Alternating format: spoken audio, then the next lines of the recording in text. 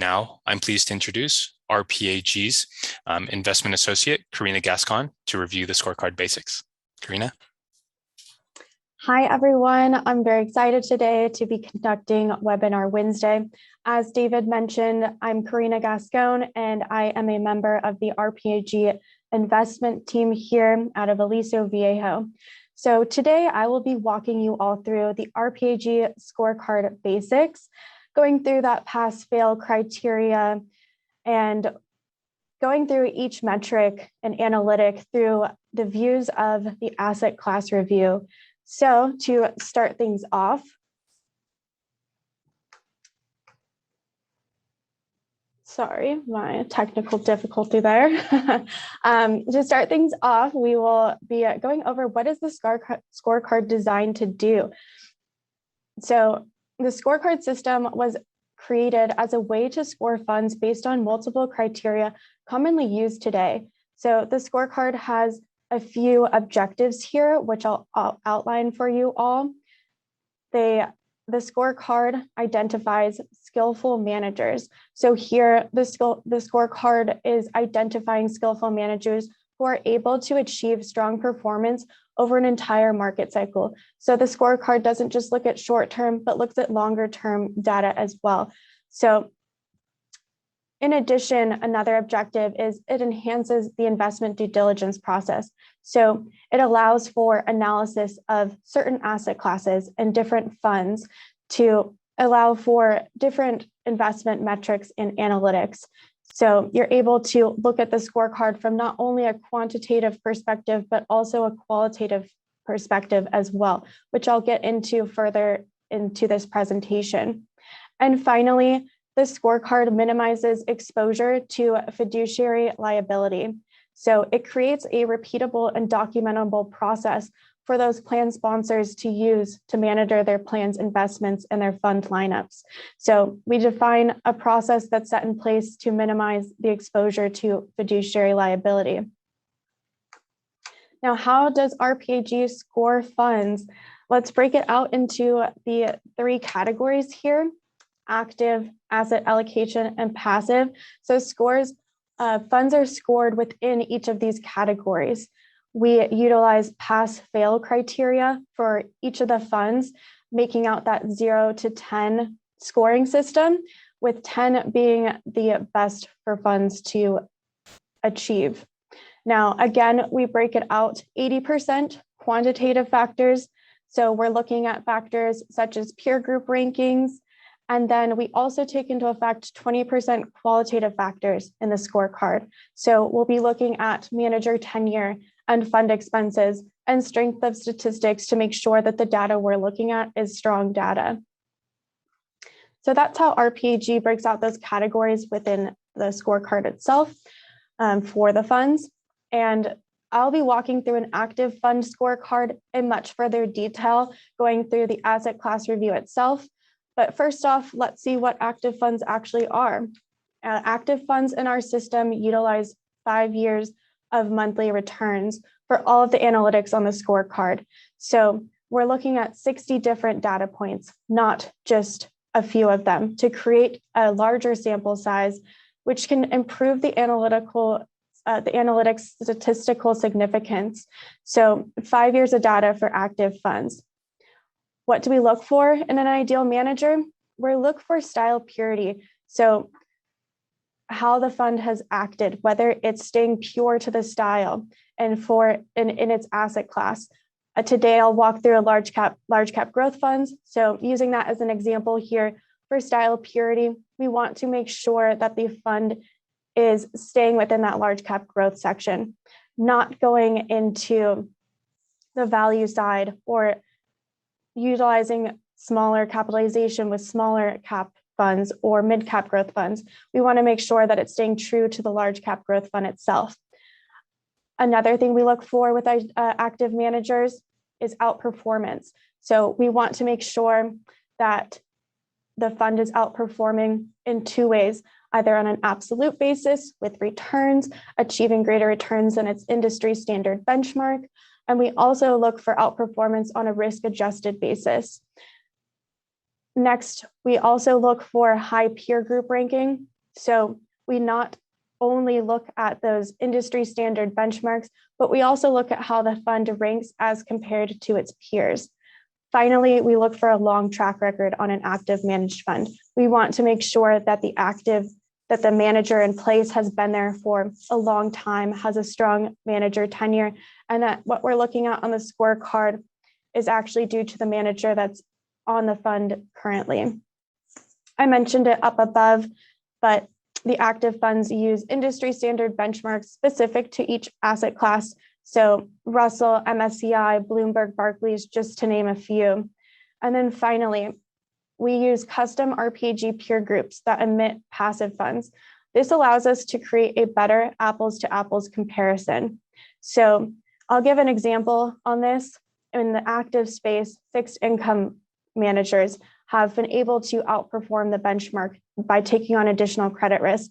Those active managers who are able to beat the benchmark are then separated out between the passive funds who are managed against the benchmark. So we can see how those active managers were able to beat that benchmark and how they rank against their peers instead of throwing in those passive funds. So again, creating a better apples to apples comparison by separating active from passive funds. So this next page, it goes into all of the analytics that are on the scorecard. It can be a little scary to look at the start, but don't worry, I will not be going over each analytic here. What I really want to point out here is those weightings on the left-hand side, that first column. So the scorecard is broken out between style factors, which take up 30% or 3 of those analytics there of the scorecard. Risk return factors, so that outperformance there takes up 30% as well. Peer group rankings take up 20%. So not only comparing funds against the benchmark, but also their peers. So those 3 weightings I mentioned make up 80%, that quantitative portion of the scorecard. The final 20% are those qualitative factors. So things such as manager tenure, fund expenses. And so I will dive deeper into each of these factors and weightings on the next few slides. I have seen a few questions come through the chat box though. So let me see if there's any that I can address in these first couple of slides here.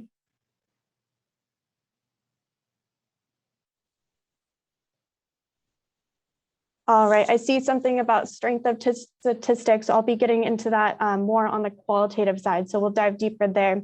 All right, so to start off, breaking out those weightings here, style factors take up 30% of the scorecard.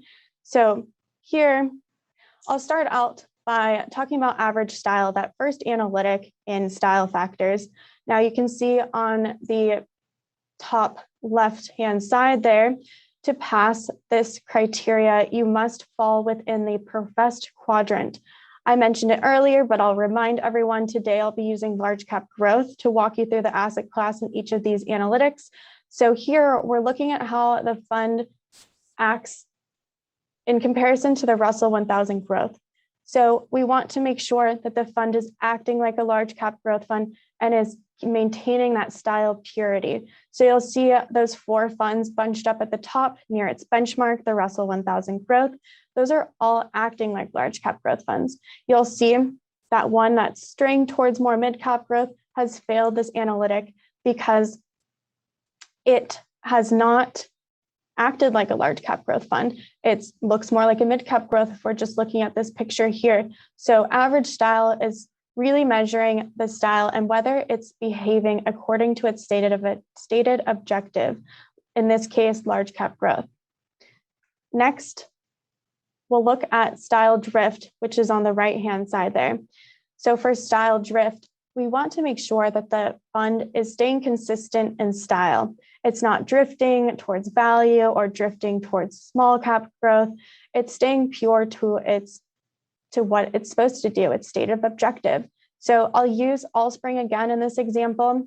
All of these funds pass this criteria. However, you'll see that Allspring has started to slowly drift away from large cap growth and into that small growth, mid cap growth space. So it's a great measurement for how consistent the fund has behaved over time. Now, in order to pass this metric, you must have a style drift that's less than 20 or 25, depending on the asset class. So here, all of those are well within that boundary, so they all pass that metric. You can see the style drift down here will show you what that actual number is. Moving on to the final portion of style factors, R squared. With R squared, what we're really looking for here is to make sure that we're using the appropriate benchmark when looking at the fund. So the higher the R squared, the better. It gives us confidence that we're using an appropriate benchmark. You can see here, we know with confidence that we're looking at the right benchmark. To have an R squared over 80 allows the fund to pass. So you don't want to see an R squared lower than 80 in the active fund space. That will lose the point on the scorecard. So with that, risk return factors. I see a question in the chat that I actually skipped over in my first slide, so I'll mention it here. Someone asked, can you explain pros and cons of using returns-based versus holdings-based when looking at style purity? Great question, and I'm glad you brought it up. So returns-based style analysis is used in all of our style analytics because we want to look at the fund over a time period. Using holdings-based analysis, you only look at a snapshot of the fund's time period and the fund's analytics. So here at RPAG, we use returns-based style analysis so that we can look at the fund over a longer period of time and see how the fund has behaved. So you'll see those are what we take into account with average style and style drift. Thank you for asking that question. Great question. All right, so moving on to risk and return factors. That takes up 30% of the scorecard. I'll start out with risk return itself. I really like this part of the asset class review because it clearly paints out whether or not you pass or fail this criteria. Now, to pass this criteria, to pass this analytic, you must have more returns than the benchmark, or you must have not taken on additional risk than the benchmark. So here, these funds pass because they were able to achieve higher returns as compared to the benchmark. And then down here, this one passes because it was able to take on less risk than the benchmark. So what we don't want to see is in this fourth quadrant here, where they're taking on additional risk, but not earning those returns as compared to the benchmark. So you'll see return is on the y-axis and standard deviation, or what we view as risk, is on the x-axis. So here, these are the plots that are on the graph here. The benchmark Russell 1000 growth in this case, return is at about 25, and standard deviation or risk is about 16.5. So you just want to take into account those. But the easiest way is you don't want a fund that's in here. That's not giving us any value added. So moving on to up-down capture. Here, we want an up capture that is greater than the down capture to pass. So essentially, we want a fund that lies above that diagonal line there. So here, the easiest way to explain it is to paint it in a short narrative. What are these numbers telling you? If the Russell 1000 growth is up 10%, I'll use the JP Morgan fund as an example. That means that the JP Morgan fund is up 10.5%. Now with the down capture, if the Russell 1000 is down 10%, then the JP Morgan only captured 9% of that down in the down market. So a good metric here, again, you want to see an up capture that's greater than the down capture to pass this fund. All right, so the final analytic in risk return factors is information ratio. Here, we're looking at the annualized excess return over the annualized volatility of the excess return while looking at the benchmark compared to the benchmark. So a positive information ratio or an information ratio greater than 0 will earn you this point on the scorecard. And what that does is it tells us that the manager is adding value through active management. So you want to see it above that line. And so to have an IR greater than 0 will earn you this point. Next, we get into peer group factors. So here is the last portion of those quantitative factors that I mentioned at the start of the presentation. This will take up 20% of the scorecard, and we'll go over those two analytics in that portion. All right, so with median return rank, that's the first peer group ranking that we'll be taking a look at here. I like to point out this top chart here. What this tells us is it gives us a longer time period of history to look at in regards to return. So we can see how the fund has done over 10 years. There's 10 years of history here. And you can see with that JP Morgan fund and Allspring, although they might be looking good in the short term, if we take a look at their longer term history, we're able to see and get a better picture of how the fund has acted and performed on a longer term basis. Now, I pointed that out. However, it doesn't go into scoring for the median return rank. If you're looking at that on the asset class review, you'll have to look at this bottom left-hand graph there. The bottom left-hand graph gives us 9 3-year rolling windows to measure the return over time. So here we take the median of the 9 periods. It's most easiest distinguishable from that purple line there. So the median will be this right here. There was 4 periods up and 4 periods down. So you can see that that large cap growth 2R1 fund is ranking in the 43rd percentile. So to pass this, you must rank in the top 50th percentile to pass. All right, and then the other median information, the other peer group ranking that we take into account is median information ratio. This story is the same here. We're just looking at a different analytic. We still look at 9 3-year rolling windows, and we take the median of those 9 periods at the bottom. Again, it must rank in the top 50th percentile to pass or earn the score on the scorecard.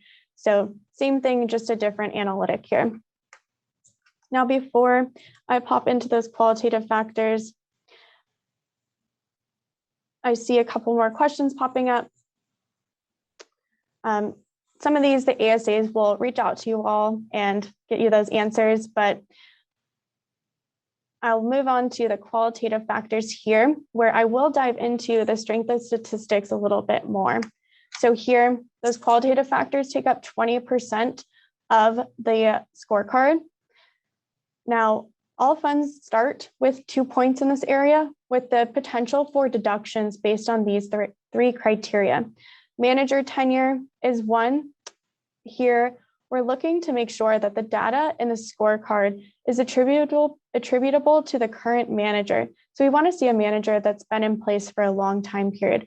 Going back to the objectives that we set earlier, we want to identify manager skill, and that's what the scorecard does. So here we take away points if the manager tenure is less than those years listed.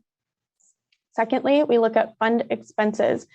If the fund expense is greater than the average for that style, the fund will lose half a point deduction. Now, a half a point, you won't see any half points on the scorecard. I'll note here, if a fund is ranked, let's say if the fund earns a score of 9.5, we round up to the whole number. So a 9.5 will be shown as a 10 on the scorecard. Important to note here, while we do look at fund expenses qualitatively with this 20% of the scorecard here, we also take into account for expenses throughout the scorecard in the quantitative factors as well by using analytics net of the expense ratio. So fund expenses are incorporated throughout the scorecard, not just in the qualitative factors. And then finally, strength of statistics. I've seen a couple there come in through the chat. Here, we're just making sure that all the statistics that we've looked at previously are good data points that we're not using in this case of average style and R squared. we're just further emphasizing that we're using the correct benchmark for the fund, especially since it comes into play with so many other factors. So if it fails these criteria and has a low R squared, it loses an additional point because we want to make sure those statistics are strong throughout the scorecard. And then that information ratio at the bottom, we're just taking into account that it has a high significance level if the information ratio is high. Again, just further emphasizing that the scorecard data has strong statistics throughout it. Now, that wraps up the active fund portion. I will go into asset allocation funds.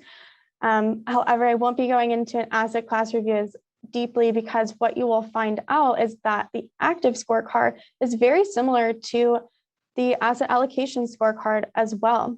So with asset allocation funds, what do we think of? We think of target date funds, balanced funds, multi-sector bonds.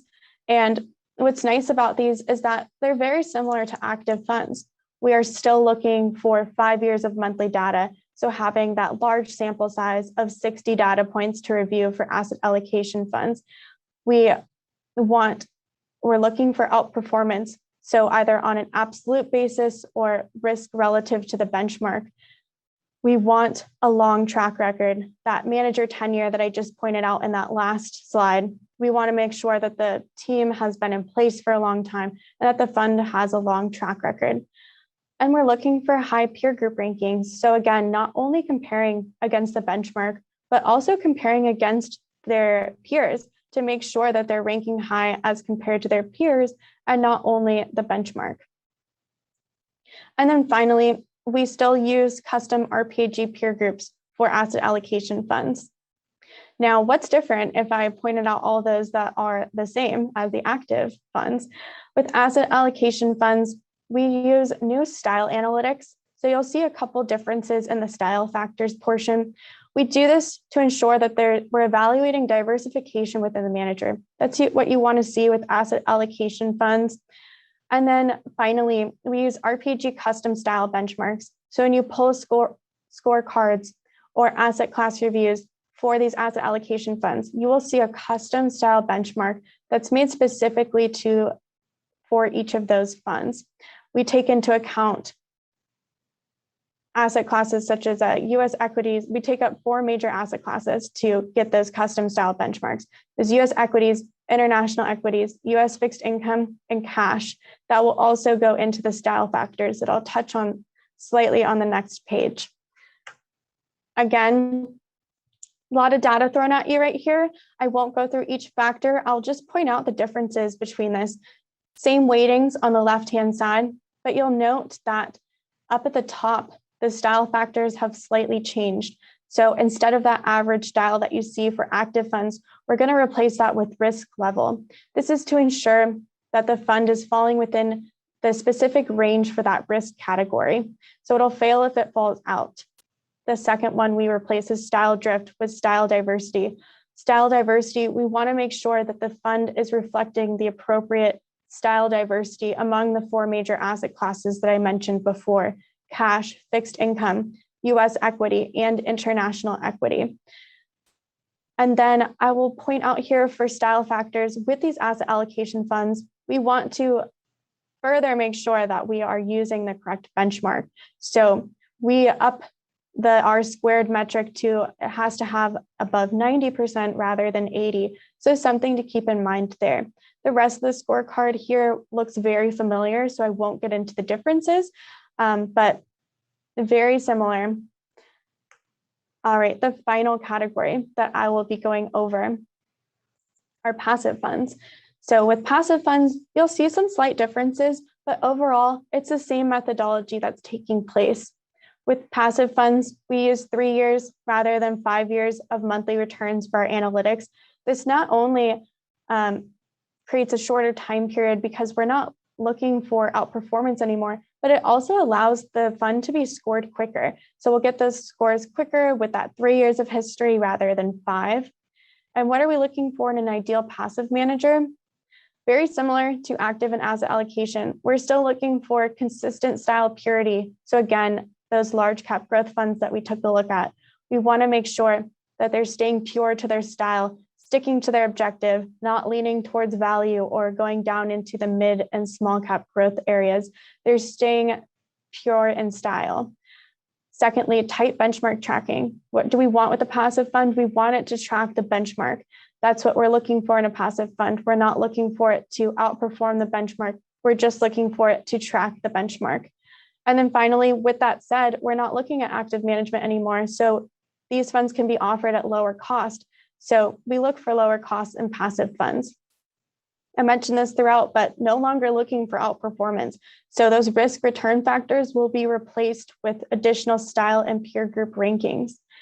For passive funds, we also use industry standard benchmarks for each asset class. You saw me review the Russell 1000 growth for the large cap growth asset class.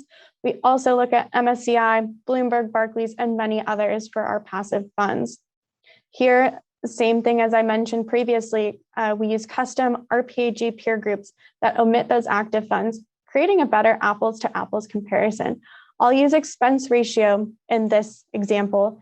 With passive funds, we're looking for those lower cost. And if we bunch in all of those active funds that are offered at a higher price due to that active management element, we're not able to get a good sense of ranking within those passive funds since they are lower cost to active. So by taking out the active funds, we're able to have a better apples to apples comparison and see those rankings in a better light.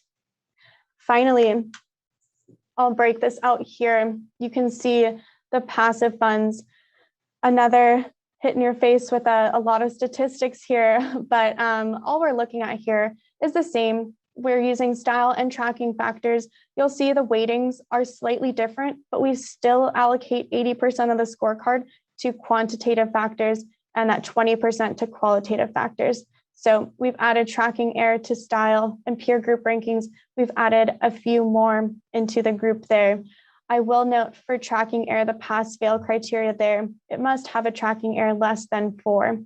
And finally, for peer group rankings, we do change it from 50th to in the 50th percentile to be above the 75th percentile for passive funds. So slightly different analytics there, but very similar to all of the other scorecards that I've gone through. So I will end the presentation with. Thanks, Carina. That was great. For everybody attending, I am taking a list of all your questions, and I will be reaching out to you individually for further information. I know there's a lot of detail to provide here, so thanks for your patience here. Thanks, Carina, and thank you everyone for joining us. You will be able to find this video. It is recorded, and it will be posted to the Video Learning Center by the end of next week. All right. Thanks everyone for your time. Take care.